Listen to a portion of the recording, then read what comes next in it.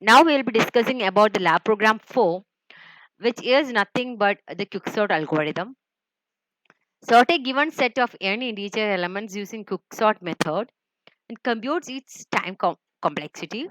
Run the program for varied values of n greater than 5000 and record the time taken to sort. Plot a graph of the time taken versus n on graph sheet. The elements can be read from a file or can be generated using the random number generator. Demonstrate using Java how the divide and conquer method works along with this time complexity analysis, worst case, average case, and best case. So already we have discussed in the lecture videos how to calculate the time complexity of quicksort algorithm. So here and quicksort algorithm also in detail we have discussed with the example in the lecture video. So here we will be discussing about the program, how we are implementing it.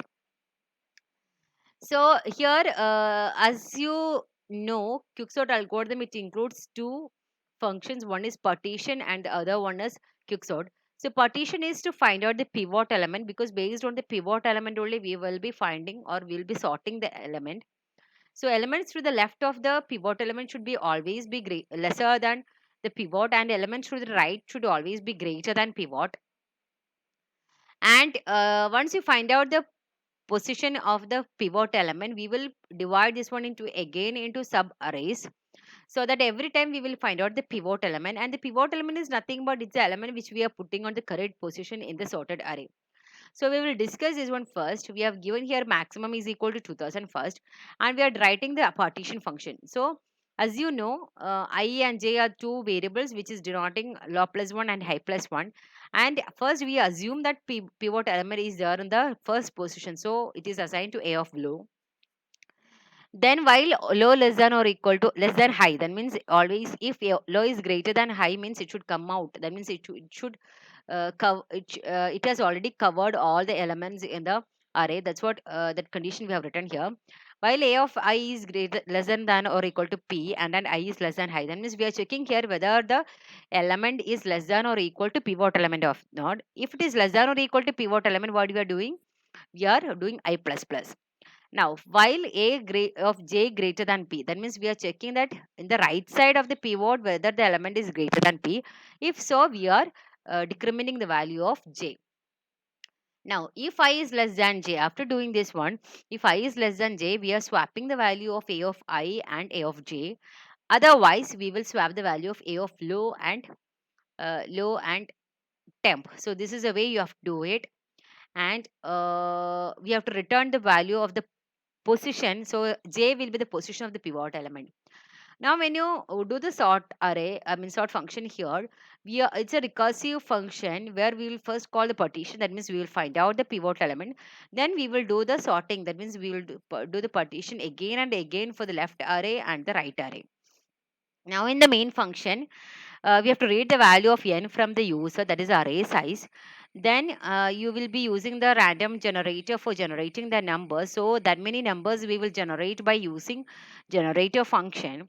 So and after this we will be printing the array before sorting. So for I is equal to 0, I less than n, I plus plus, we are printing the value of a of I, and we are printing the time also. So system dot nano time will give the start time, and we will call the quicksort function.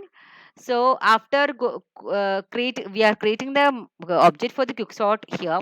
After that, what we will be doing here is we are calling this quicksort function. So after doing this, again we are calling this system.nano time, so that we will get to know how much time it has taken for execution. So start before calling the function, we are calling the nano time, and after doing the function we are calling the nano time. Then we will be finding the elapsed time, that is nothing but stop time minus start time. After this, we'll be printing the time taken to array will be what? This is the elapsed time. Now we will print the sorted array. So this is the way you have to do the quicksort algorithm. You will understand better when I am showing this one and the quicksort, sorry, in the Eclipse. So please listen that. See, this is the place. So here what I'm doing is I'm creating a new class. So new class, and the class name is quicksort.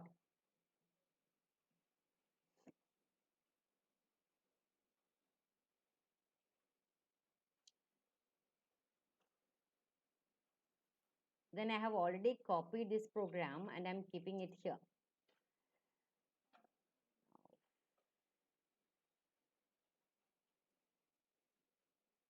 Correct the errors. That's it, no errors. So you have to run the code.